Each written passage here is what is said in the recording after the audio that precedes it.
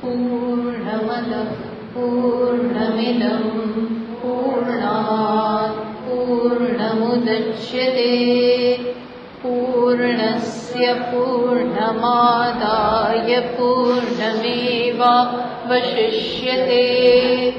ॐ शान्तिः शान्तिः शान्तिः। ॐ सहना भवतु सहनौ भुनक्तु सह वीर्यं करवावहै तेजस्विनावधीतमस्तु मा विद्विषावहै। ॐ शान्तिः शान्तिः शान्तिः। श्रुतिस्मृतिपुराणानाम् आलयं करुणालयं नमामि भगवत्पादं शङ्करं लोकशङ्करम् शङ्कराचार्यं केशवं बादरायणं सूत्रभाष्यकृतौ वन्दे भगवन्तौ पुनः पुनः। ईश्वरो गुरुरात्मेति मूर्तिभेदविभागिने व्योमवद्व्याप्तदेहाय दक्षिणामूर्तये नमः। तो ગયા વખતે આપણે જોયું કે ઈશાવાસ્યના જે મંત્રો છે એ શેના માટે છે, તો કહ્યું કે શોક મોહાદિ સંસાર ધર્મ વિચ્છિત્તે. શોક અને મોહ જે સંસારના ધર્મ છે, સંસારનું સ્વરૂપ છે, એને દૂર કરવા માટે આ મંત્રો છે, નહીં કે એનો કર્મમાં કોઈ વિનિયોગ છે. આ બધું આપણે બહુ જ વિસ્તારથી એની ચર્ચા કરી. મીમાંસક અને અન્ય મત એવું માને છે કે આ બધા મંત્રો નકામા છે. બહુ તો એનો કર્મકાંડ જ્યારે થતો હોય ત્યારે એનો ઉપયોગ કરવાનો, એનો વિનિયોગ કરવાનો. જ્યારે ભાષ્યકાર શું કહે છે કે ના, આ મંત્ર કયા પર્પઝ માટે છે, તો કે શોક મોહાદિ સંસાર ધર્મ. શોક અને મોહ એટલે કે દુઃખ, માનસ સંતાપ. સંસાર એટલે શું? માનસ સંતાપ. માનસિક શારીરિક દુઃખ તો હજી પણ આપણે કદાચ કશાગ્નિ દ્વારા એને આપણે એમાંથી થોડું હળવાશ પ્રાપ્ત કરવાનો પ્રયત્ન કરીએ, રિલેક્સ થવાનો પ્રયત્ન કરીએ દવા વગેરે દ્વારા. પણ માનસ સંતાપ છે એ જ ખરેખરો સંસાર છે. એટલે કે છે એમાંથી મુક્તિ પ્રાપ્ત કરવા માટે, જ્ઞાન પ્રદાન કરવા માટે આ બધા મંત્રો છે.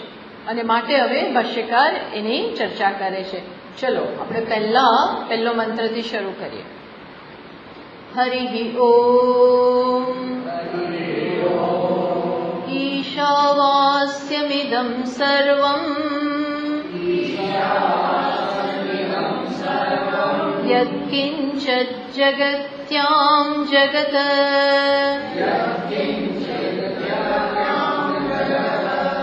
બધા બરોબર સાંભળો.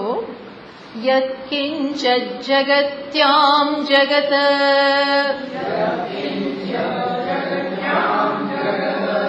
તેન ત્યક્તેન ભુંજીથાઃ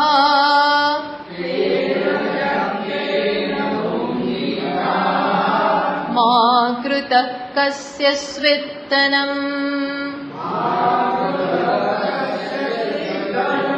તો શું કે છે? હરિ ઓમ એટલે એ દ્વારા જ મંગલાચરણ થયું. હરિ ઓમ, ઓમકાર જ મંગળ સ્વરૂપ છે, એનાથી પ્રારંભ થયો. પછી શું કે છે ઉપનિષદ? ઈશા વાસ્યમ ઇદમ સર્વમ. ઇદમ સર્વમ, આ જે કંઈ જગતમાં છે, ઇદમ એટલે જે આપણા માટે, આ એટલે આથી જે ઓળખાય, જે પણ દ્રષ્ટિગોચર છે એને ઈશા વાસ્યમ. ઇદમ સર્વમ ઈશા વાસ્યમ. આ જે કંઈ છે એને ઈશ્વર વડે તમે આચ્છાદિત કરો. આપણે જોઈશું બધાનો અર્થ. શું જે કંઈ, તો કે છે યત કિંચ જગત્યામ જગત. યત કિંચ, યત સર્વનામ છે જેનો અર્થ થાય જે કાંઈ હોય. એમાં એવું નથી કહ્યું કે આ જ ઈશ્વર, આને જ ઈશ્વર દ્રષ્ટિથી જુઓ કે આ અમુક જ વસ્તુને ઈશ્વરથી દ્રષ્ટિથી જુઓ, એવું નહીં. જે કાંઈ હોય એ બધી જ વસ્તુ યત કિંચ, ક્યાં યત, જે કાંઈ હોય એ ક્યાં, તો કે છે જગત્યામ. આ જગત્યા એટલે જગતીમાં, જગતમાં. જગત્યા શબ્દ શું છે? જગતી સ્ત્રીલિંગ છે. જગતમાં જગત, જગત્યામ જગત. આ જગતમાં જે કંઈ જગત છે હવે એ શું? આ જગત્યામ જગત, આ જગતમાં જે કાંઈ જગત છે. જગત એટલે ગચ્છતિ ઇતિ જગત એવો અર્થ થાય છે જગતનો. ગચ્છતિ ઇતિ જગત, જે કાંઈ પસાર થઈ રહ્યું છે, આ જગતમાં જે પણ પસાર થઈ રહ્યું છે, જે કાંઈ ચર છે કે અચર છે, જે કાંઈ આ પૃથ્વીમાં છે, જગતમાં છે, એને તમે શેનાથી આચ્છાદિત કરો? કોના, કઈ દ્રષ્ટિથી જુઓ? તો કે છે ઈશા વાસ્યમ, ઈશ્વર વડે. પછી કયું બીજી લાઈનમાં, પછી જરા સમજવા જેવી વાત કરે છે. શું કે છે? તેન ત્યક્તેન ભુંજીતાહ. પછી આજે પહેલી લાઈનમાં કહ્યું ઈશ્વર વડે સમગ્ર જગતને વ્યાપ્ત કરો, સમગ્ર જગતને ઈશ્વર છે એ દ્રષ્ટિથી જુઓ. તો કે છે આ જે તમે ઈશ્વર દ્રષ્ટિથી જુઓ છો, બસ એ ધ્યાનમાં રાખી અને આ ક્લિપ નથી પણ શું છે? ઈશ્વર છે એવી આપણી દ્રષ્ટિ છે. એટલે આપોઆપ જ ઈશ્વર જેવી દ્રષ્ટિ રાખી અને કોનો ત્યાગ કરવાનો છે? આ નામ અને રૂપ. આ ક્લિપ છે એવા નામ અને રૂપનો, ટૂંકમાં ઈશ્વરથી અલગ હોય એવી દ્રષ્ટિના ત્યાગ દ્વારા આ દ્રષ્ટિનું તમે પાલન કરો. ભુંજીતાહ એટલે પાલન કરો.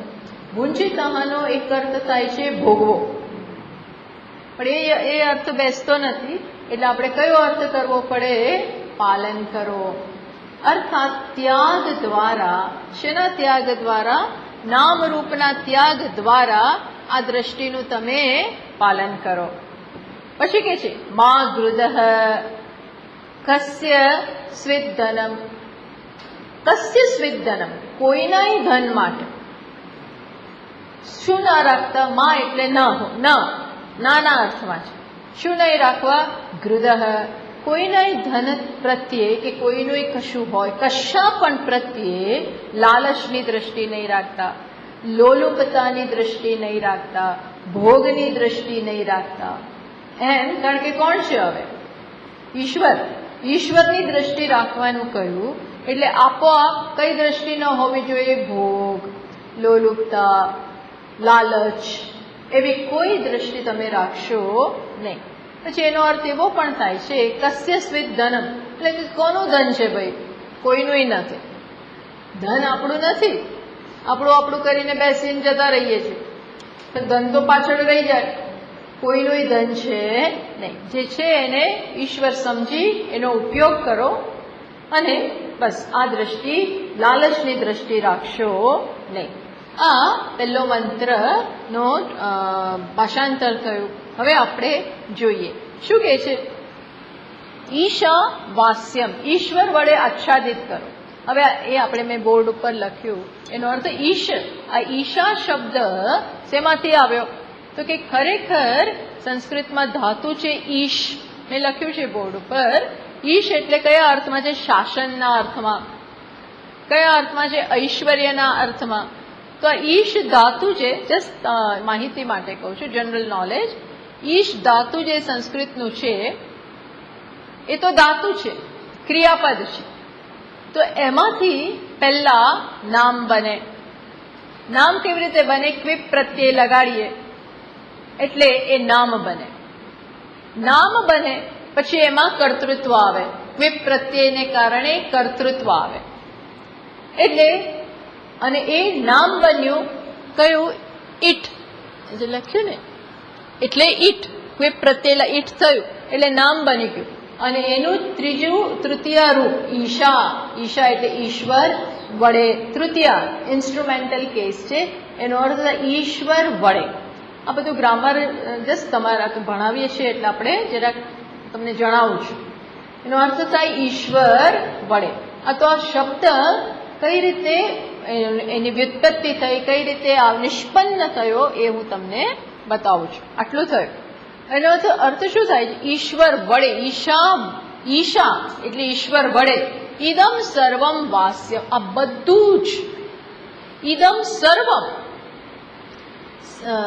સર્વ જ ઈશ્વર વડે. ઇદમ સર્વમ જે કાંઈ છે, યત્કિંચ છે એની સાથે લઈ લેવાનું. આ જગતમાં જે કાંઈ છે સચરાચરમ એને ઈશ્વર છે એ પ્રકારે જુઓ. આ વાસ્યમ એમ કરી અને શ્રુતિ જાણે કે આદેશ આપે છે કે તમે આવી દ્રષ્ટિ રાખો, આવી દ્રષ્ટિ રાખો. હવે આદેશ આપે છે એનો અર્થ એવો નથી કે એવું નથી ને તમે જુઓ છો. આવું નથી, ઈશ્વર નથી, નામ અને રૂપ છે અને આપણને એવું જોવાનું કહેવામાં આવે છે એવું નથી. વાસ્તવિકતા શું છે કે સર્વ કાંઈ ઈશ્વર જ છે, ઈશ્વર જ છે. નામરૂપ ખરેખર શું છે? નામરૂપ પણ ખરેખર ઈશ્વરમાંથી જ આવેલા છે. દરેકે દરેક વસ્તુમાં 5 અંશ રહેલા છે. આપણે હંમેશા વાત કરીએ છીએ 5 અંશ છે, નામ અને રૂપ જે આપણે જોઈએ છીએ. બીજા 3 જે જોતા નથી એ કયા છે? અસ્થિ, ભાતિ અને પ્રિયમ. આ 3 અંશ એ તો બધે જ સમાન છે. ખરું ઉપાદાન તો એક છે, અસ્થિ, ભાતિ, પ્રિયમ. તો જગત જે આપણે જોઈએ છીએ એને ખરેખર અસ્થિ, ભાતિ, પ્રિયમના વેશ રૂપે જ જોવાનું છે. આમાં આ નામ અને રૂપનો આપણે બાદ કરીએ, બાદ ન કરો તો પણ આ ઈશ્વર જ આ રૂપે, આ ઈશ્વર જ આ રૂપે, આવું જ્યારે જોઈએ ત્યારે આપોઆપ નામ અને રૂપની આપણા મનમાં અગત્યતા નથી રહેતી. નામ અને રૂપ મહત્વના નથી રહેતા. જો ઈશ્વર અસ્થિ, ભાતિ, પ્રિયમ એ તરફ દ્રષ્ટિ જાય, દ્રષ્ટિ એટલે આપણે આંખોથી જોવાની વસ્તુ નથી, પણ કઈ રીતે જોવાનું છે કે તત્વ કયું છે? ઈશ્વર. તો ઈશ્વર વડે જોવું એટલે શું થયું ખરેખર ખબર છે? અહીંયા ભાષ્યકાર કહે છે ઈશ્વર વડે જુઓ એટલે ઈશ્વરનો અર્થ શું કર્યો? કોઈ વિષ્ણુ ભગવાન કે શંકર, શિવજી કે કૃષ્ણ એ રૂપે નહીં. ઈશ્વરનો અર્થ અહીંયા શું કરે છે? તો કે છે સ્વેન રૂપેણ આત્મના ઈશા. સ્વેન આત્મના ઈશા પ્રત્યગાત્મતયા. શું કે ઈશ્વરનો અર્થ કરવાનો પ્રત્યગાત્મા, અર્થાત ઈશ્વર એટલે હું, પ્રત્યેગાત્મા એટલે હું. સર્વના અંતરમાં જે છે આત્મા રૂપે એ જ સર્વત્ર રહેલો છે. જે અસ્થિ, ભાતિ, પ્રિયની આપણે વાત કરી એ ખરેખર ક્યાં છે? આત્મા રૂપે છે, હું રૂપે છે. જો અસ્થિ, ભાતિ સર્વત્ર છે પણ એને સમજવાનું ક્યાં છે? અહમ રૂપે. આ અહમ એ રીતે જે સતત વ્યક્ત થાય છે એ કોણ છે? પેલું અસ્થિ, ભાતિ, પ્રિયમ. એ છે બધે અધિષ્ઠાન રૂપે, ઇન્દ્રિય ગોચર નથી, પણ વસ્તુ આપણે કહીએ છે. તો અમે છે કહીએ છીએ ત્યારે છે દેખાતું નથી, છે આશ્રય રૂપ છે. આ વસ્તુ પ્રકાશિત થાય છે, મીન્સ કે પોતાને જણાવે છે. આપણને માત્ર નામ અને રૂપ દેખાય છે, પણ એ કોના કારણે છે? એ પહેલા અસ્થિ, ભાતિ, પ્રિયમ. એ અસ્થિ, ભાતિ, પ્રિયમ કહીએ એ છે ક્યાં ખરેખર? હું છું એ મને ખબર છે, અને હું હંમેશા કેવો છે? પ્રિય છે. આ સર્વત્ર રહેલું છે, ભલે દેખાય કે ન દેખાય. પણ જ્યારે આપણે કહીએ છીએ કે આમાંથી નામ અને રૂપનો આપણે બાજુમાં મૂકીએ અને અસ્થિ, ભાતિ, પ્રિયમને ગ્રહણ કરીએ, અર્થાત શું? હું અહીંયા એનો મારી જાતને અસ્તિ ભાતિ પ્રિયમ રૂપે જાણું એટલે આ જણાઈ ગયું. કારણ કે આનું પણ અધિષ્ઠાન કોણ છે? અસ્તિ ભાતિ પ્રિયમ. અસ્તિ ભાતિ પ્રિયમ એટલે કે આત્મા કહીએ એટલે કોઈ નામ રૂપ ના આવે. આત્મામાં કોઈ નામ રૂપ નથી. એવી અહીંયા પોતાના વિશેની સમજ હોય તો જગતને આપણે એ દ્રષ્ટિથી જોઈએ કે બધું એ જ છે. તો પછી તમે કહેશો બધું જ એ હોય તો નામરૂપને નામરૂપ શું છે? નામ અને રૂપ બદલાતા જગત્યામ જગત કહ્યું ને. આ જગતમાં જે કાંઈ ફરી રહ્યું છે, જે કાંઈ પરિવર્તન પામી રહ્યું છે, અને એ જ આપણે જોઈએ છીએ. જગતમાં બધી જ વસ્તુ સતત પરિવર્તનશીલ, સતત બદલાય છે. કોઈ પણ ક્ષણે એનું રૂપ સરખું નથી હોતું, બીજી ક્ષણે બદલાય છે. તો એ બદલાતા અંશમાં એનો જે જોનાર છે એનું તત્વ કયું છે? એ સ્થિર છે, એ પ્રત્યેગાત્મા છે. તો એના વડે બધાને જોવું એટલે શું? તમને હું દ્રષ્ટાંત આપું. જેવી રીતે આપણે કહીએ કે રજ્જુ વડે સર્પને જુઓ. રજ્જુ એટલે કે દોરડી. એનામાં આપણે ભૂલથી શેનો અધ્યારોપ કર્યો? સર્પનો. તો હવે આપણે કહીએ, પેલો જે આપણને બતાવે કે જુઓ જેનાથી તમે ગભરાઓ છો ને સર્પ, એ તો ખરેખર દોરડી છે, નિર્દોષ દોરડી છે. ત્યારે એ આપણને આવી ભાષામાં વાત કરે કે સર્પને રજ્જુથી જુઓ, રજ્જુ વડે આચ્છાદિત કરો. શું કે? સર્પને રજ્જુ વડે આચ્છાદિત કરો. ત્યારે કેવી રીતે જોવાનું છે? સર્પને રજ્જુ વડે આચ્છાદિત કરો એનો અર્થ શું થયો? એનો અર્થ શું થયો? ત્યાં ખરેખર શું છે? રજ્જુ જ છે. સર્પ તો અધ્યારોપિત છે. અધ્યારોપિતને વાસ્તવિકતા ના આપો એનો અર્થ એવો થયો. એમાં રહેલું પેલું સત્ય એ જ ગ્રહણ કરો, એને વાસ્તવિક, એને સમર્થન ના આપો. એમ અહીં પણ કહે છે જગતને ઈશ્વર વડે વ્યાપ્ત કરો. એટલે શું? સત્ય જુઓ. આ મિથ્યા જે જગત છે સર્પ સ્થાનીય છે, સર્પ સમાન છે રજ્જુ ને દેખાય છે સર્પ રૂપે. એ સર્પ જે દેખાય છે એ છે ખરું? છે જ નહીં. કોઈ કાળે સર્પ નથી. થોડીક વારે હોત તો આપણે એને ઉડાડી ના શકીએ. કોઈ પણ ક્ષણે સર્પનું અસ્તિત્વ જ નથી. જ્યારે તમે એને સર્પ માનો છો ત્યારે પણ કોણ છે? રજ્જુ જ છે. એ સર્પની લંબાઈ, એ સર્પની પહોળાઈ, એ સર્પનો વળાંક, એ બધું કોણ છે? સર્પનું ઝેર, એ પણ કોણ છે? રજ્જુ જ છે. કારણ કે છે ત્યાં રજ્જુ અને તમે એને સર્પ રૂપે જોયું. તમે જોયું સર્પ રૂપે એટલે બની નથી જતું. જસ્ટ બીકોઝ આપણે એવું એને માની લીધું એટલે કઈ સર્પ ના થઈ જાય. આપણે ભાગી ગયા, પણ ત્યાં તો ભાગ્યા ત્યારે પણ શું છે? રજ્જુ જ છે. એ તો બરોબર પ્રકાશ નથી, સાવ નથી એવું પણ નથી, પણ મંદ પ્રકાશ છે. એમાં વસ્તુ જેવી છે એના બદલે જુદી પ્રતીત થાય છે. પ્રતીત થાય છે એનો અર્થ એવો નથી કે એવું છે.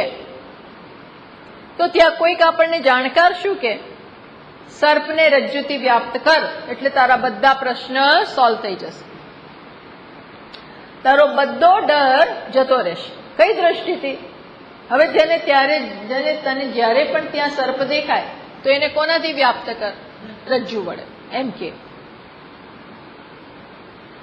અથવા તો પેલી ચાંદી દેખાતી હોય, છિપોલી છે અને દેખાય ચાંદી, તો શું કે છિપોલી અરે ચાંદીને છિપોલીથી વ્યાપ્ત કર, છે ત્યાં છિપોલી.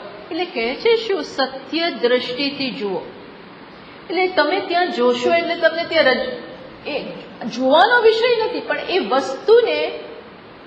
વસ્તુને તમે જે અગત્યતા આપો છો, ના અમારા કામમાં આવશે, આને તો હું છોડું જ નહીં, આના વગર મને ન ચાલે, એ બધું શું બતાવે છે કે ત્યાં તમે આ નામરૂપને જ અગત્યતા આપો છો.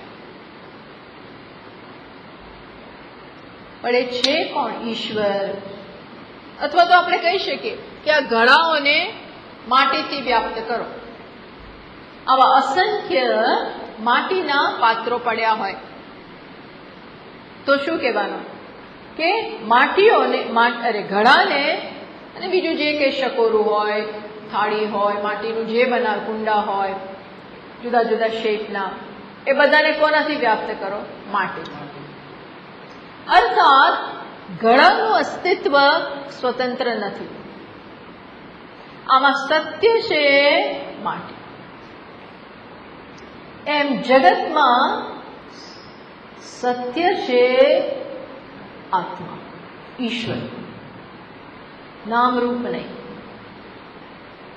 જેમ આ ઘડો તૂટી જશે, બીજો ઘડો એ તૂટી જશે, આજે નહીં તો આવતીકાલે, પણ તૂટશે શું નહીં?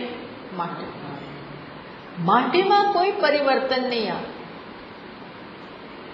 અને આ ઘડો આ ઘડાથી જુદો, આ ઘડો આનાથી જુદો, પણ કોણ કોનાથી જુદું નથી?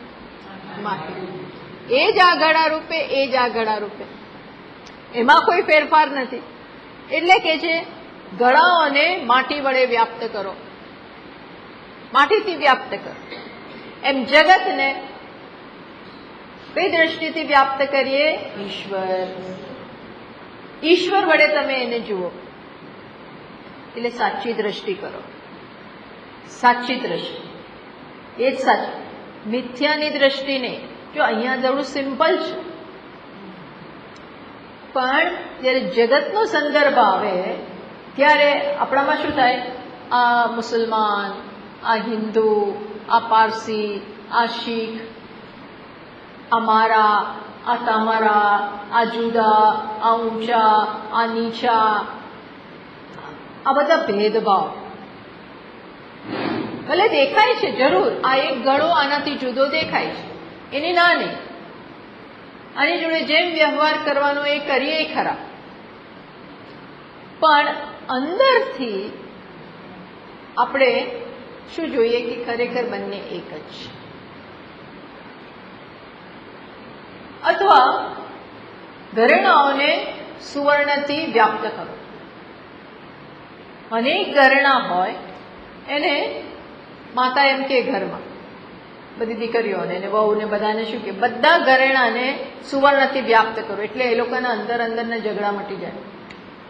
નહીતર બધાને અંદર મારે પેલું જોઈએ છે, મારે પેલું જોઈએ છે, ઝઘડે ઘરેણા માટે, ડિઝાઇન માટે.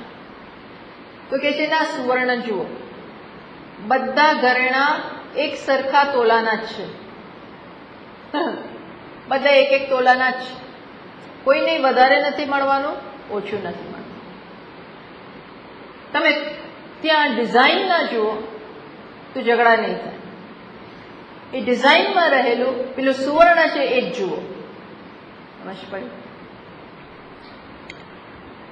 એમ અહીંયા કે છે સમગ્ર જગતને ઈશ્વર વડે જુઓ.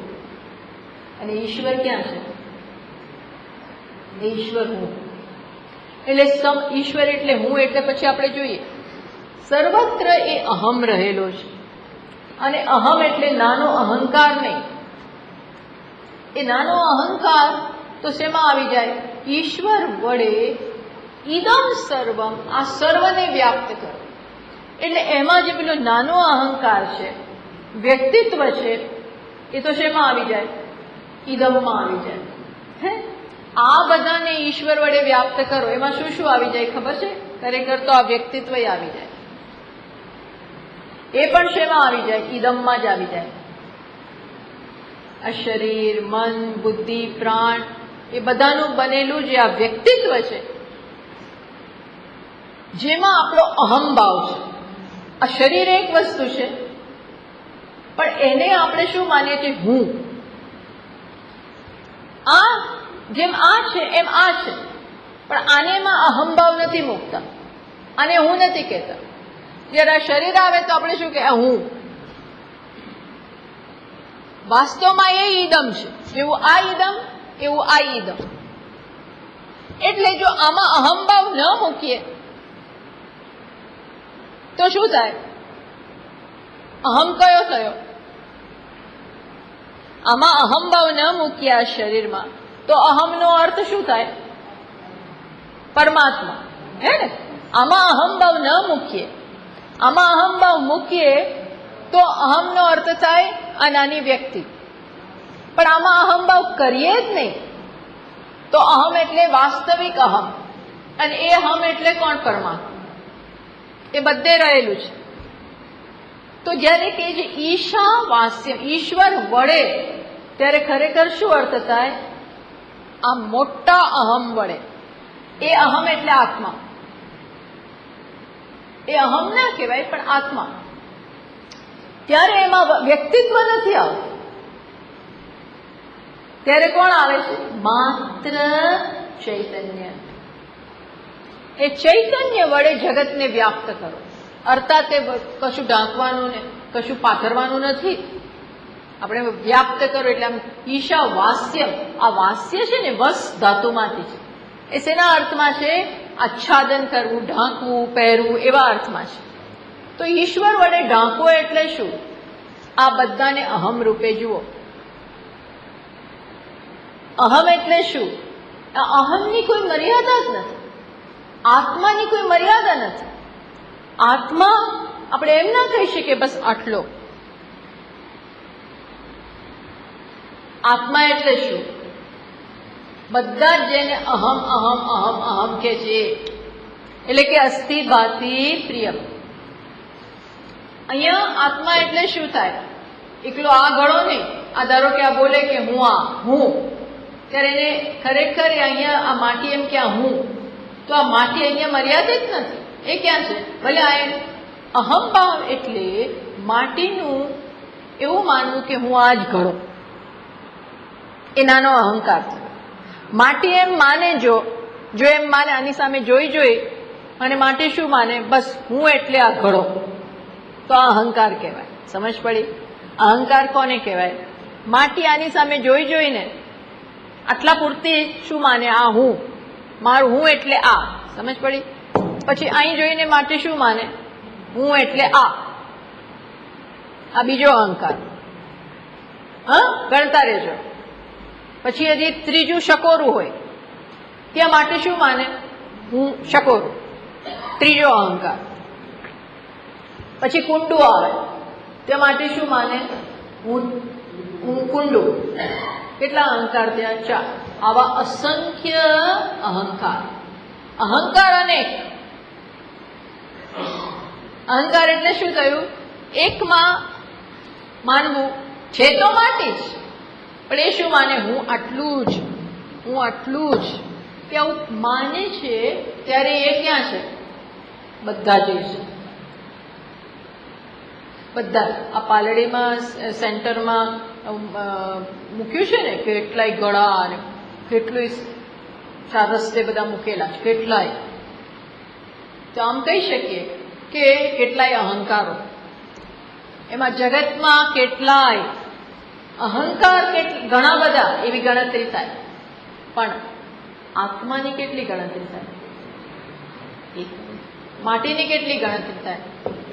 એક જ. ઘડાઓ અને અરે ભાઈ, ઘડા રૂપે પણ માટી જ છે, એટલી ખબર પડી જાય તો આમ આના જે ગુરુ હોય ને, એ મોટા અહીંયા બીજા ગુરુ છે, બીજો ઘડો છે, એ શું કે માટી વડે બધા ઘડાઓને વ્યાપ્ત કરો, બધા જ પાત્રોને વ્યાપ્ત કરો. એટલે શું કરવાનું? કંઈ કરવાનું નથી. કરવાનું કશું નથી. શું સમજવાનું? ઓ માટી વડે એટલે હું મારું જે સત્ય છે એ જ બધાનું સત્ય છે. અને હું જ બધે છું, બધાય નથી, હું જ છું. સમજ પડી?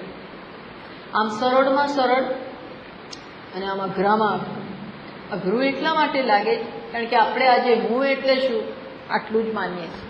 હું એટલે અહીંયા માને હું આટલું જ, પાટી એમ માને હું આટલું જ. હવે એ એટલું દ્રઢ થઈ ગયું છે કે હું એટલે આ બધા જ આખું માટીના પાત્રો, એ બહુ અઘરું લાગે, બહુ દ્રઢ થઈ ગયું છે. અને પછી અહીંયા એને કહે કે હું કરું છું, બીજે એને એમ થાય કે હું ભોગું છું. આ કશું પણ માટી નથી કરતી. તો જ્યારે આવું કહેવામાં આવે છે ઈશ્વર વડે જગતને જુઓ, એનો અર્થ શું થાય છે? સત્ય દ્રષ્ટિ સ્થાપિત કરો, મિથ્યા નહીં. સત્ય વડે મિથ્યાને વ્યાપ્ત કરો, જગતને વ્યાપ્ત કરો. એનો અર્થ એવો થયો કારણ કે વાસ્તવમાં એક જ છે. એટલે જેવો આપણો અહમનો ખ્યાલ બદલાય ત્યારે જ આ દ્રષ્ટિ આવે. અહમનો ખ્યાલ બદલાવો જોઈએ. અહમનો ખ્યાલ બદલાય એટલે શું? હું એટલે આપણે માનીએ કે હું આટલું જ, શરીર એટલે ભાઈ 5 ફૂટ, મન એટલે ભાઈ મારું મન આવું છે, બુદ્ધિ એટલે અમે બહુ બુદ્ધિશાળી છીએ કે ઓછા બુદ્ધિશાળી છીએ, આવું બધું આપણે માનીએ છીએ. બ્રાહ્મણ છીએ, હું એટલે ક્ષત્રિય, હું એટલે ભારતીય, આ બધા અહંકાર થયા. હું એટલે માતા, હું એટલે પત્ની, હું એટલે પિતા, હું એટલે ભાઈ, આ બધા અહંકાર થયા. હું કોઈ માતા પિતા વર્ણ આશ્રમ કશું એને લાગુ પડતું જ નથી. બધું કાં લાગુ પડે અને કાં કશું લાગુ ના પડે. જેમ આપણે કહીએ ને સર્પ, રજ્જુ વડે સર્પને જુઓ, ત્યારે ખરેખર સર્પને ત્યાં જોવાનો નથી કારણ કે છે જ નહીં ભાઈ, પણ સર્પ નથી એ સમજવાનું છે અને ત્યાં રજ્જુ છે એ જોવાનું, સમજવાનું, જોવાનું. આ આંખની આ ચક્ષુનો વિષય નથી, આ જ્ઞાન ચક્ષુનો વિષય છે. એટલે ભગવાન કહે છે ને યતંતો યોગિનશ્ચૈનમ પશ્યન્ત્યાત્મન્ય અવસ્થિતમ યતંતોપી અકૃતાત્માનઃ નૈનમ પશ્યંતિ અચેતસઃ. જે આ દ્રષ્ટિથી જુએ છે એ જ જોઈ શકે, બાકી જોવા છતાં જોતા નથી. બધાને અલગ અલગ માનવું એ જોવા છતાંય ન જોવાનું છે. એટલે આ મૂકી દો. ઈશા વાસ્યમ ઇદમ સર્વમ.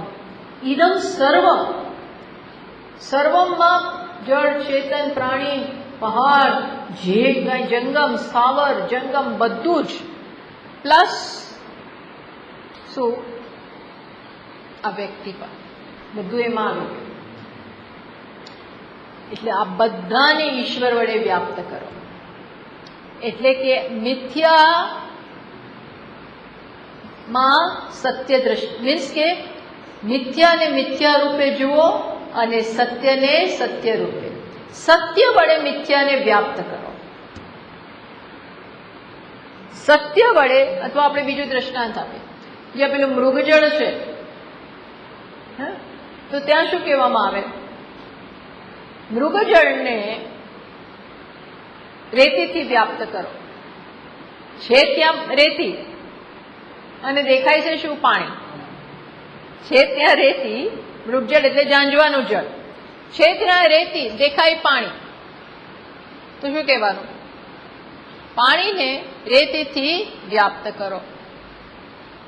અર્થાત ત્યાં પાણી નથી પરંતુ દેખાવ છે અને વાસ્તવમાં ત્યાં રેતી છે. એ પ્રમાણે તમે સમજો. સમજ પડી? આ પ્રમાણે તમે સમજો એમ કે છે. નહીં તો મૃગજળને સાચું માનીએ, પીવા જાય. જોવો ખરા, એની ના નથી, જુઓ, રૂપજળને જુઓ, પણ સાથે સાથે શું જુઓ? આ તો રેતીનો દેખાવ, આ રેતીનો દેખાવ. એમાં જગતને જોઈએ, કોનો દેખાવ? મારો દેખાવ. હું જ ત્યાં છું, હું જ પ્રતિબિંબ રૂપે છું. આ પ્રકાર.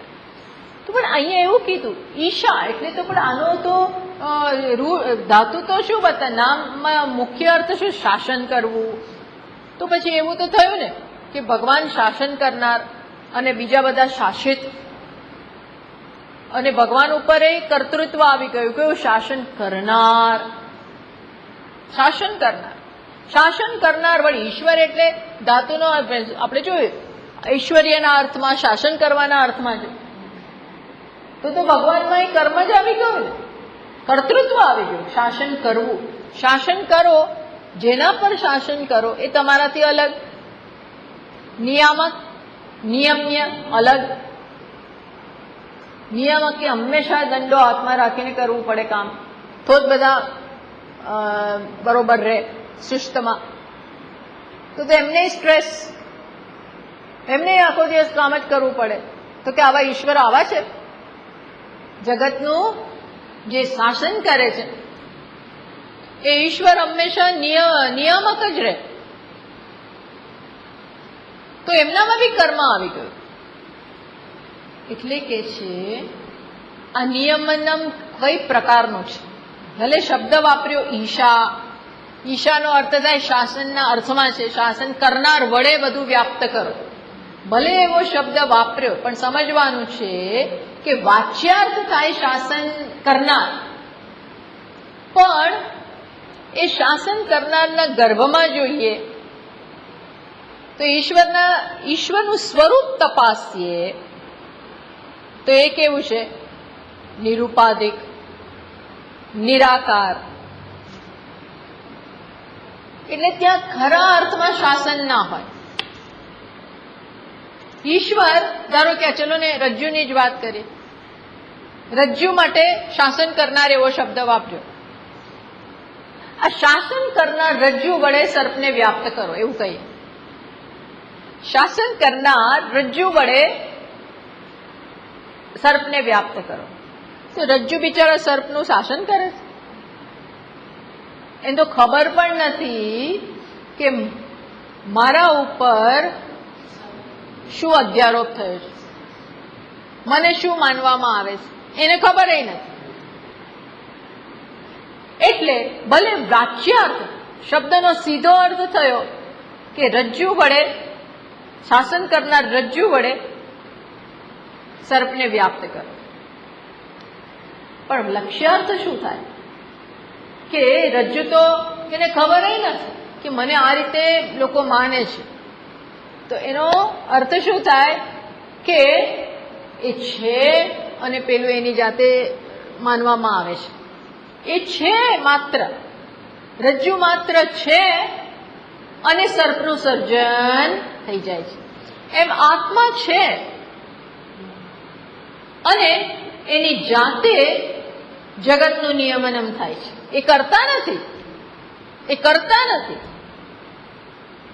મયા અધ્યક્ષેણ પ્રકૃતિ સૂયતે સચરાચરમ. ભગવાન કહે છે ને ગીતામાં કે હું માત્ર છું, માત્ર મારા હોવાપણાની અસર એવી છે કે પ્રકૃતિ એની જાતે સર્જન કરે. એટલે એવું લાગે કે હું કરું છું, પણ ખરેખર કરવું એવું મારામાં કર્મ નથી. જેમ અગ્નિ ગરમ છે એટલે આપણે શું કે અગ્નિ બળે છે, અગ્નિ પ્રજ્વલિત છે, પણ અગ્નિ પ્રજ્વલિત ના હોય તો શું હોય બીજું? અગ્નિ જ એટલે ગરમ અને પ્રજ્વલન. એ પ્રજ્વલિત પણ એ અગ્નિનું કર્મ નથી. સમજો હું શું કહું છું? એનું કામ નથી. એ કરતો નથી સતત પ્રદીપ્ત રહું, સતત પ્રદીપ, એવું નથી. એની પાછળ કોઈ સ્ટ્રેસ નથી, એ કોઈ કર્મ નથી. અગ્નિ શું હોય શકે? ગરમ ના હોય તો બીજું હોય શું? જ્વાળાવાળું ના હોય તો બીજું હોય શું? એ એનું સ્વરૂપ છે. એમ ઈશ્વરનું હોવાપણું માત્ર આપોઆપ શું થાય? જગત કામ કરવા માટે. જગતમાં પ્રવૃત્તિ થાય. આપોઆપ એવું લાગે, રજ્જુ પડ્યું હોય ને આપોઆપ શું લાગે, સર્પ છે ત્યાં ઉછળે છે, હમણાં ડંખ મારશે, આપોઆપ એવું લાગે. બહુ ઝેર છે, બહુ લાંબો છે, આપોઆપ એવું લાગે. છીપોલી પડી હોય, આપોઆપ શું લાગે, એવી સોલિડ ચાંદી છે, એવી ચમકે છે, આના તો બહુ પૈસા મળે. આમાં આપોઆપ એવું લાગે. એમ ભલે ઈશા, ઈશ્વર વડે, એટલે ઈશ શબ્દ શાસનના અર્થમાં હોવા છતાં આપણે સ્વરૂપ તરફ નજર કરીએ તો ત્યાં આ કર્મ નથી, કર્તૃત્વ નથી ઈશ્વરમાં. એ શું છે, હોવાપણું છે, માત્ર હોવાપણું, માત્ર હોવાપણું છે. અને આ બધું જગત ચાલે છે. જેમ અહીંયા સરસ દ્રષ્ટાંત આપ્યું છે. અહીંયા કે છે, યથા તમારી બુકમાં નથી, યથા આદર્શાદિષુ પ્રતિબિંબાનામ આત્મા સન બિંબભૂતો દેવદત્ત ઈશિતા ભવતી. શું કે છે, જો તમને કેવી રીતે ઈશા, કેવી રીતે શાસન કરતો એવું લાગે, જેવી રીતે દેવદત્ત નામની વ્યક્તિ ઊભી છે અને એની સામે રૂમમાં કેટલાય બધા અરીસા છે, કેટલાય અરીસા ચારે બાજુ રૂમમાં મળેલા છે અને દેવદત્ત વચ્ચે ઊભો છે. તો કેટલા પ્રતિબિંબ પડે છે? અને દેવદત્ત એક, પણ એના જ અનેક દેવદત્ત ના પ્રતિબિંબ. દેવદત્તને આપણે કહી શકીએ બિંબ, અને પેલા બધાને શું કહેવાય, પ્રતિબિંબ. હવે શાસન કરવું કેવું છે જુઓ, એમ કહી શકીએ કે દેવદત્ત બધાનું શાસન કરે છે. એ આવું ક્યાં કીધું તમે? કેમ કીધું? તો કે દેવદત્ત જેવો હાથ ઊંચો કરે ને એટલે કોણ હાથ ઊંચો કરે? પેલા બધા હાથ ઊંચા. દેવદત્ત ચા પીવે એટલે પેલા બધા ચા પીવે. દેવદત્ત છત્રી લઈને જાય તો પેલા બધા છત્રી ઉપાડે. એ જે કરે આપોઆપ પેલા કરે. એટલે આમ કહેવાય એવું, જોતા શું લાગે કે આ દેવદત્ત બધાને કંટ્રોલ કરે છે, બધાને કંટ્રોલ કરે છે. કારણ કે કર્યા વગર ચાલે જ નહીં. એ હોય એ હાથ કરે એટલે બધા આમ કરવું જ પડે. એવું લાગે કે દેવદત્ત બધાનું નિયંત્રણ કરે છે, પણ બધાય નથી અને આ એને ખબર નથી. એ તો છે અને બિંબમાં એની જાતે બધું થાય છે. અરે પ્રતિબિંબમાં એની જાતે બધું થાય છે. કારણ કે પ્રતિબિંબનો સ્વભાવ જ કેવો છે, બિંબનો પક્ષપાત કરવો, બિંબમાં જે હોય એ બતાવવું. એમ એવું લાગે કે ઈશ્વર પેલું ગદા લઈને ઉભો, એટલે આપણા ભગવાનોમાં એવું બતાવે, ગદા અને શંખ અને પદ્મ, અને દેવીના તો 18 હાથમાં એટલા બધા આયુધો, એકમાં તલવાર હોય ને એકમાં બીજું હોય ને એકમાં ત્રીજું હોય. આહા, શું શું કરી નાખશે. આ શેના માટે બતાવે છે? જાણે કે એ નિયંત્રણ કરે છે. પણ નિયંત્રણ કરવા માટે એમને આ બધું જોઈએ તો એ ઈશ્વર ક્યાંના? એ તો માત્ર છે. એ તો છે. કયા રૂપે છે? અસ્થિ ભાતિ પ્રેમ. અસ્થિ ભાતિ પ્રેમ એ 3 વસ્તુ નથી. અસ્થિ જુદું, ભાતિ જુદું એવું નથી. અસ્થિ ભાતિ એટલે શું? હોવાપણું જે જીવંત છે. હોવાપણું આપણું કેવું છે? જીવંત. અને હોવાપણું જ કેવું છે? આનંદદાયક. આનંદ એમાં રહેલો. આ હોવાપણામાં શૂન્યતા નથી, આનંદ રહેલો છે. એવું છે. આ કઈ ડલ નથી. એટલે એ દ્રષ્ટિએ કહ્યું કે ઈશ્વર વડે બધું વ્યાપ્ત કરો. ત્યારે ઈશ્વર વડે વ્યાપ્ત એટલે ઈશા એ શબ્દ છે ને, બહુ પ્રશ્ન જન્માવ્યા કે ઈશ્વર, ઈશા એટલે જાણે કે શાસન કરે. તો ભગવાન કે છે મારું તો હોવા માત્રથી મારા ઉપર આવો આરોપ થયો છે. એટલે વાચ્યાર્થ શાસન કરે એવું લાગે, પણ લક્ષ્યાર્થમાં એ કેવો છે? માત્ર છે. એક વખત છે ને એક અમેરિકન ભારતમાં આવ્યા, પછી આપણે તો એટલા બધા દેવી દેવતા અને બધા કેટલાય, તો બધાના હાથમાં કંઈક કંઈક આયુધ હોય. રામચંદ્રજી ધનુષ બાજુ મૂકે જ નહીં, હંમેશા એના હાથમાં ધનુષ હોય. હનુમાનજીના હાથમાં ગદા હોય, ગણેશજીના હાથમાં ચારેય હાથમાં કંઈક એકાદા હોય, બધે ક્યાંક કંઈક શિવજી બી ત્રિશૂળ લઈને નીકળે. દેવીઓમાં તો મેં કહ્યું ને કેટલાય બધા આયુધો હોય. આવું બધું એ જુએ છે. પછી એને એક જગ્યાએ કોનું પિક્ચર જોયું? તો કૃષ્ણ ભગવાનનું જોયું, રાસલીલાનું. અને કૃષ્ણ ભગવાન વચ્ચે ઊભા છે અને એમના હાથમાં શું છે? મુરલી. તો કે આ સૌથી સારા. આ સૌથી સારા કોણ? તો કે આ કૃષ્ણ. એને બધાનું નિયંત્રણ કરવા બધી એ છે ને ગોપીઓ બધી ફરે. એમને કઈ નિયંત્રણ માટે કઈ કરવાનું છે ને? હાથમાં લો, બતાવો, એવું નથી. એ છે ને બધું થાય છે. કેટલું સરસ! એનો પ્રભાવ જ એવો. એટલે આ તો કહેવાની એક સ્ટાઇલ છે. એવું નથી કે બીજા દેવતાઓનો પ્રભાવ નથી, છે જ.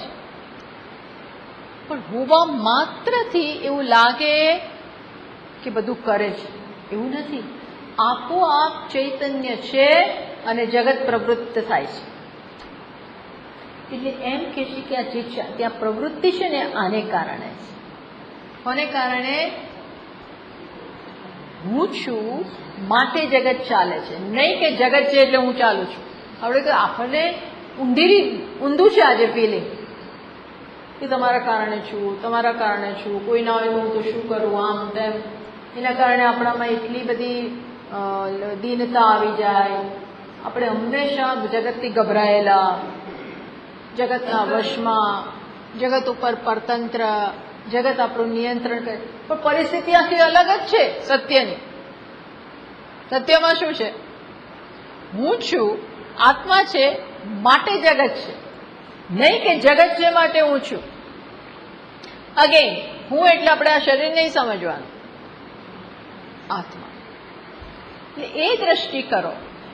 શું દ્રષ્ટિ છે? કે આ સત્ય ત્યાં છે, આનું જ ત્યાં વિભૂતિ છે. આ જ ખરેખર આ રૂપે દેખાઈ રહ્યું છે. એટલે મિથ્યાને મિથ્યા જાણો. એ જે કાંઈ છે આ સત્યને કારણે છે. રજ્જુ જે સર્પ જે કાંઈ છે એ કોણ છે? ખરેખર રજ્જુ. એમાં જગત જે કાંઈ છે એ કોણ છે? પરમાત્મા. આ કઈ સાચી દ્રષ્ટિ. અને જેટલા આપણે સત્યની દ્રષ્ટિ કરીએ એટલા મિથ્યા આપણા જીવનમાંથી દૂર થાય. અત્યારે મિથ્યા જીવનમાં વ્યાપી ગયું છે. વ્યાપી કોણ ગયું છે? મિથ્યા. સત્ય ક્યાંય વેગળું થઈ ગયું છે. આપણે સત્યમાં જીવતા જ નથી ને, મિથ્યામાં જ જીવીએ છીએ. છે ઈશ્વર એવું સમજે તો કઈ કરવાનું જ ના રહ્યું. હું તો મને પ્રાપ્ત છું. પ્રાપ્તસ્ય પ્રાપ્ત, અપ્રાપ્ત કઈ છે જ નહીં. આપણે તો જગતમાંથી મેળવવાનું છે, આ બાકી છે, આ બાકી છે, આ કરવાનું છે, આ કરવાનું. અરે પણ ખરેખર સમજીએ તો આત્મા છે જ, પૂર્ણ છે.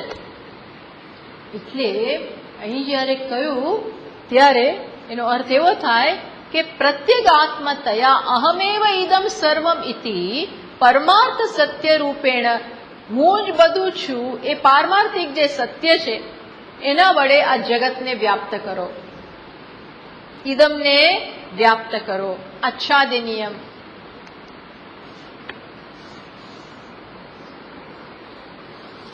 અને આ બધું અઘરું કેમ લાગે છે? પણ આ તમે કહો છો તો ખરા, પણ અમને અમારામાં કંઈ દેખાતું જ નથી. અમને આત્મામાં હું જ બધે છું એવી દ્રષ્ટિ તો બહુ દૂર રહી. એના બદલે જગત સામે દ્રષ્ટિ કરીએ ત્યારે શું થાય? તરત જ રાગ ને દ્વેષ ને કામ ને ક્રોધ, આ જ બધી વૃત્તિઓ જન્મે છે. તો ભગવાન અહીં ભાષ્યકાર કહે છે કે એવું થાય. જેમ અનેક અનેક સમયથી તમે ખોટી દ્રષ્ટિનો જ આશ્રય લીધો હોય તો પછી સાચું આવતા વાર લાગે. ખોટા સંસ્કાર પડી ગયા છે. ખોટી રીતે વિચારવાની, વર્તન કરવાની, બોલવાની આ બધી ટેવો જ પડી ગઈ છે. એટલે બધું હવે આજે જતું નથી. તો કે બસ જશે જ નહીં, તો કે ના, સતત સત્યનું સેવન કરો, સતત. તો એ જ મૂળમાં રહેલું હોવાને કારણે એ બહાર આવશે. મૂળમાં એ જ છે, એ બહાર આવશે. જેમ અહીંયા કે છે, યથા ચંદન અગરવાદેહ ઉદકાદિ સંબંધજ ક્લેદાદિજમ ઔપાદિકમ દૌર્ગંધ્યમ. જેવી રીતે સરસ વાત દ્રષ્ટાંત આપે છે કે જેવી રીતે ચંદન હોય, એ ચંદન છે ને એનું સ્વરૂપ કેવું છે? સુગંધ. એ સુગંધ એનું સ્વરૂપ છે, સ્વાભાવિક સુગંધ એમાં રહેલી છે. પણ સુગંધ જેનું સ્વરૂપ છે એવું ચંદન, વિચારો હા, સુગંધ જ જેનું સ્વરૂપ છે એવું ચંદન પણ જો કોના સંપર્કમાં આવે? પાણીમાં એને રાખો, પાણીમાં જ વચ્ચે પડ્યું હોય તો સુગંધ જેનું સ્વરૂપ છે એવું ચંદન પણ એમાંથી દુર્ગંધ આવવા માંડે, ભેજને કારણે. હવે એ લાકડું જે પડ્યું છે ને, ચંદનનું લાકડું, એ પાણીમાં પડ્યું છે એટલે એમાંથી દુર્ગંધ આવવા માંડે છે, સુગંધિદાર. તો હવે શું કરવાનું? એને ઘસો, ફરી પાછા પથ્થર સાથે એને ઘસો. જેમ જેમ તમે ઘસતા જશો એમ એમ શું થશે? ઉપરનું પડ જતું જશે. ઘસવાને કારણે જોર જોરથી આપણે ઘસીએ એને કારણે પેલું પાણી સાથેનો સંબંધ છે ને, જેને જ્યાં જે પડ ઉપર દુર્ગંધ વ્યાપી ગઈ છે એ નીકળતું જશે. અને જેવું એ પૂરું નીકળી જાય એટલે ચંદનના અંદરના લેયરમાંથી પાછું ઘસવાને કારણે સુગંધ બહાર પ્રસરશે. તો એ ક્યાંથી આવ્યું? એ અંદર જ હતી, છુપાઈ ગઈ હતી. એના ઉપર આવરણ આવી ગયું હતું, આવરણ આવી ગયું હતું. એ આવરણને દૂર કરવા માટે શું કરે? નિઘર્ષણ.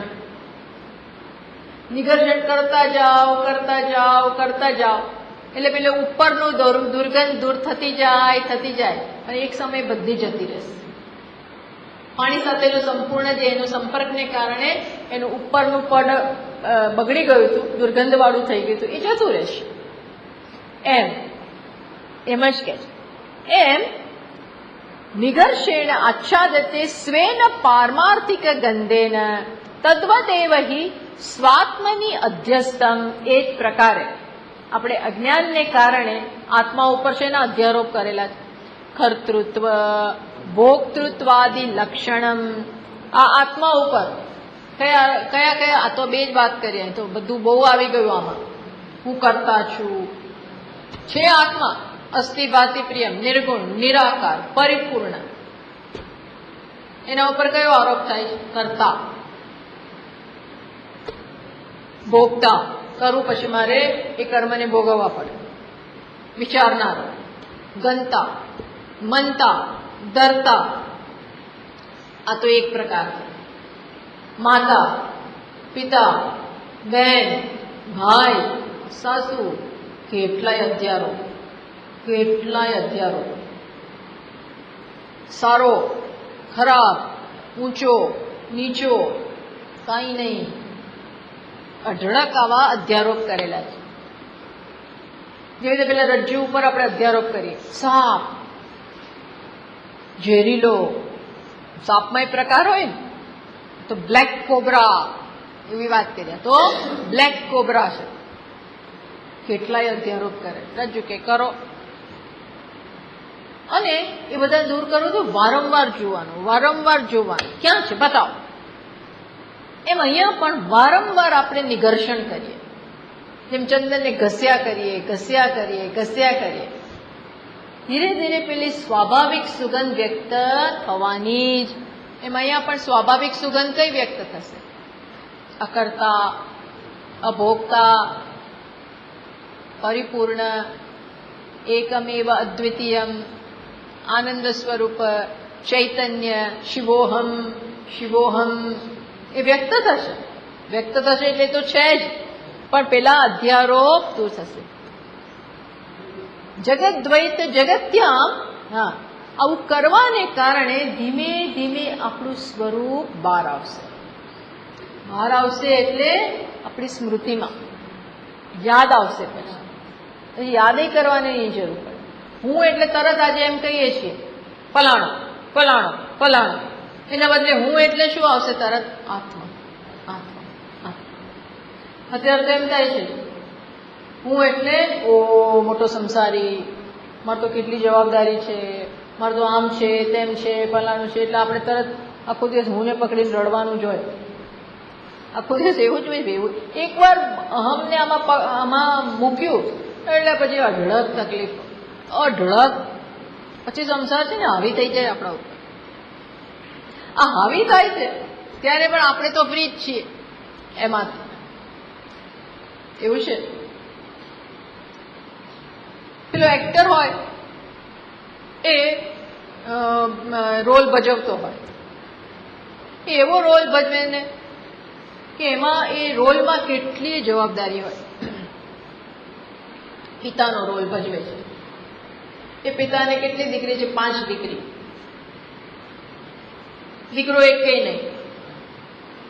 પ્લસ એ બરોબર એની ઇન્કમ એટલી બધી નથી. પ્લસ રિટાયર થવાનો ટાઈમ આવ્યો અને તોય હજી 2 દીકરીઓના લગ્ન બાકી છે.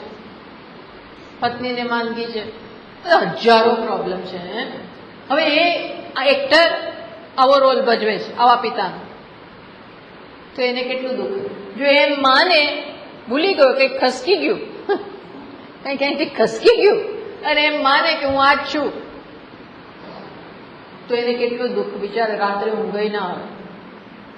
ઊંઘ આવે? ઊંઘ ના આવે. પણ જ્યારે આવું ભજવે છે ત્યારે એને શું યાદ કરવાનું?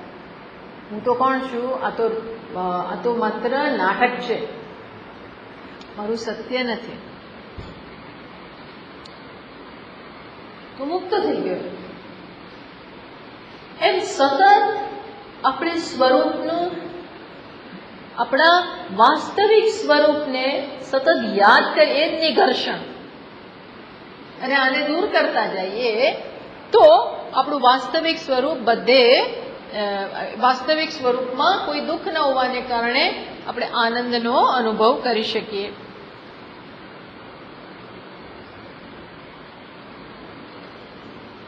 પછી કે છે આ જ્ઞાનથી તમે શું કરો? તેન ત્યક્તેન ભુંજીતાહ. આ દ્રષ્ટિનું તમે હવે પાલન કરો. આ દ્રષ્ટિના પાલન કરવા માટે શું કરવાનું? આ દ્રષ્ટિ એમને એમ નહીં આવે. એકવાર સાંભળી લેવાથી નથી આવતી. એકવાર શું અનેક વાર સાંભળવાથી આ નથી આવતું. એના માટે શું કરવું પડે? ક્ષણે ક્ષણે, ક્ષણે ક્ષણ, પ્રત્યેક ક્ષણે મનમાંથી નામરૂપનો બાદ કરતા જવાનું. આને જોઈએ ત્યારે માટી, આને જોઈએ ત્યારે શું કહેવાનું? ગળો નથી, માટી છું, માટી છું, માટી છું, માટી છું. પ્રત્યેક ક્ષણે એમ અહીંયા આત્મા છું, આત્મા છું, આત્મા છું. જગત સામે જોઈએ ત્યારે આ મારો દુશ્મન છે, એના બદલે શું? આત્મા, આત્મા, આત્મા, આત્મા. અર્થાત આ પ્રકારે આ દ્રષ્ટિને પાલન કરવાનું છે. એટલે કઈ રીતે પાલન થયું ખબર છે? ત્યાગ દ્વારા. તેન ત્યક્તેન,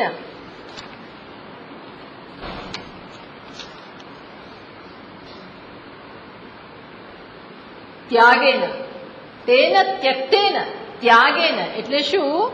અહીંયા એક પ્રશ્ન કરે છે કે તમે એવું કેમ કીધું કે ત્યક્તેન એટલે શું? છોડી દીધેલાથી. છોડી દીધે, જે વસ્તુ આપણે છોડી દીધી હોય એ આપણું રક્ષણ કેવી રીતે કરે? જે છૂટી ગઈ છે એ આપણું રક્ષણ ના કરે. ધારો કે આપણી પાસે અઢળક સંપત્તિ હોય પણ છોડી દીધી, તો હવે મને કોકને દાનમાં આપી દીધી, તો એ હવે આપણે જરૂર પડી તો આપણી પાસે પૈસા નથી, તો હવે એ આપણને કામ આવે? એ તો અમે આપી દીધી, હવે ના કામ આવે. એમ અહીંયા ભાષાંતર શું થાય? તેન ત્યક્તેન ભુંજીતાહ. જ્યાં છોડી દીધેલું છે એનાથી રક્ષણ કરો. એ કેવી રીતે રક્ષણ કરે? એટલે અહીં લખે છે નહીં ત્યક્તો મૃત પુત્ર વા ભૃત્ય વા આત્મ સંબંધિતાયા અભાવાત આત્માનમ પાલયતી. શું કે છે? જે રીતે કે પુત્ર હોય ને એ મૃત્યુ પામ્યો હોય, ભાઈ હોય ને મૃત્યુ પામ્યો હોય, તો એ હવે આપણું રક્ષણ ના કરે. કરે હવે એમ ના કહેવાય કે હજી મારો તો દીકરો છે, હવે ના રક્ષણ કરે, કારણ કે એ મૃત. એમ અહીંયા કે છે તમે તો એવું કીધું તેન ત્યક્તેન, આ છોડી દીધેલાથી તમારું પાલન કરો, તો એવો અર્થ નહીં કરવાનો, કારણ કે એ આપણું રક્ષણ ના કરીશ. એનો અર્થ શું કરવાનો કે આ ત્યાગ વડે પાલન કરો, ત્યાગ વડે આ દ્રષ્ટિનું પાલન કરો. ત્યાગ એટલે વૈરાગ્ય. કેના પ્રત્યે વૈરાગ્ય? કોના પ્રત્યે વૈરાગ્ય? નામરૂપ માટે વૈરાગ્ય. નામરૂપ જગતમાં જે નામરૂપ છે એમના પ્રત્યે વૈરાગ્ય દ્વારા તમે આ દ્રષ્ટિનું પાલન કરો. એટલે ક્ષણે ક્ષણે કઈ વસ્તુ લેવાની, કોનું સમર્થન કરવાનું? ઈશ્વર, ઈશ્વર, ઈશ્વર, આત્મા, આત્મા, આત્મા. અને કોનો બાદ કરતા જવાનો? સારું, ખરાબ, ઊંચો, નીચો, સ્ત્રી, પુરુષ, એવા બધું બાદ કરતા જઈએ. એનો બાદ કરો. અહીંયા આ તો આની કમ્પેરિઝનમાં જરાક બિચારો એનો ડલ છે અને આ બહુ બ્રાઇટ છે. તો હવે ઘડા તરફ નજર કરું, નામરૂપ તરફ, તો શું થાય? આને પકડું, પસંદગી આની થાય. પણ આ પસંદગી કરું છું ત્યારે ખરેખર તો મારા હાથમાં માટી જ આવી, કઈ વધારે નથી આવ્યું. માટીની દ્રષ્ટિએ આમાં કોઈ વધારે ગુણ નથી અને આમાં કોઈ ઓછા ગુણ નથી. પણ નામરૂપની દ્રષ્ટિએ આમાં વધારે, આમાં ઓછા. તો નામરૂપ લઈશું ને તો આને પસંદ કરીશું અને આને છોડી દઈશું. ત્યારે છોડીએ ત્યારે કોણ છોડીએ છીએ? ભગવાનને છોડી દીધા. ભગવાનમાં ભેદભાવ, અરે માટીમાં ભેદભાવ કર્યો. તો અહીં શું કે તેન ત્યક્તેન, ત્યાગ વડે આ દ્રષ્ટિનું પાલન, એને પોષો. આ દ્રષ્ટિને પોષવાની છે. અત્યારે તો માત્ર એક બીજ રૂપે વાવ્યું આપણે બુદ્ધિમાં, હવે એનું પાલન કરીએ તો જ લાભ થશે. પાલન કરવું એટલે શું? સતત એની અવેરનેસ, સતત એ જોઈએ, સતત એ સમજીએ. રાગ દ્વેષ, અરે નામરૂપના બાદ. ભુંજિતા એટલે પાલયતા, કારણ કે ભુંજિતાનો અર્થ ભોગ કરો એવો થાય. એટલે વૈષ્ણવ આચાર્ય હોય છે ને એ આનો જુદો અર્થ કરે. એ કયો અર્થ કરે કે બધું ઈશ્વર છે એ કરીને ભોગવો. ભોગવો એટલે શું? એ લોકો એવો અર્થ કરે કે જે ઈશ્વર આપે છે બરોબર છે, સમત્વ. ભોગવો એટલે ભોગ દ્રષ્ટિ નહીં, પણ શું? ઈશ્વરે આપેલો પ્રસાદ, પ્રસાદને આપણે ભોગવીએ તો ખરા જ ને. જે પ્રસાદ આવ્યો એ તરત મોઢામાં મૂકીએ, એને ભોગવીએ છીએ. પણ કઈ રીતે ભોગવીએ છીએ? પ્રસાદ ઈશ્વર પાસેથી આવેલો છે એ રીતે ભોગવો, એવો અર્થ કરતા હોય છે. પણ આ તો કઈ રીતે? સત્યની દ્રષ્ટિ દ્વારા જ સતત તમે એનું પાલન કરતા જાઓ. મિથ્યાની દ્રષ્ટિનો ત્યાગ કરો અને સત્યની દ્રષ્ટિ સતત કરતા રહો. એના દ્વારા તમે આ જ્ઞાનનું પાલન કરો. આ સતત કરવાનું, આ જ સાધના છે ભાઈ. સાધના એટલે બીજું કઈ નહીં. આ જ વૈરાગ્ય, આ જ સાધના, આ જે કહો તે આ જ ખરી સાધના છે. જેવા આપણે આનાથી દૂર થયા તો આપણે કોનું પાલન કરીએ છીએ? અવિદ્યાનું. અવિદ્યાનું પાલન એટલે આપણે વિચારવાનું આપણે કોનું પાલન કરીએ છીએ. જેનું પાલન કરીશું એ મોટું થશે. જેને પાણી પીવડાવીએ એ છોડ મોટો થાય, હે ને? તો આપણે કોને પાણી પીવડાવીએ? ખોટી દ્રષ્ટિને કે સાચી દ્રષ્ટિને? અને સાચી દ્રષ્ટિ હોય ને એ આપણને મુક્ત કરનારી. ખોટી દ્રષ્ટિ વહેલે મોડી દુઃખી જ કરશે, કારણ કે એને જે રીતે જોઈએ છે એવું તો ત્યાં છે નહીં. એને નામરૂપ, હા સરસ છે, મને આપશે, એ તો આપવાનો જ નથી, એ જળ છે.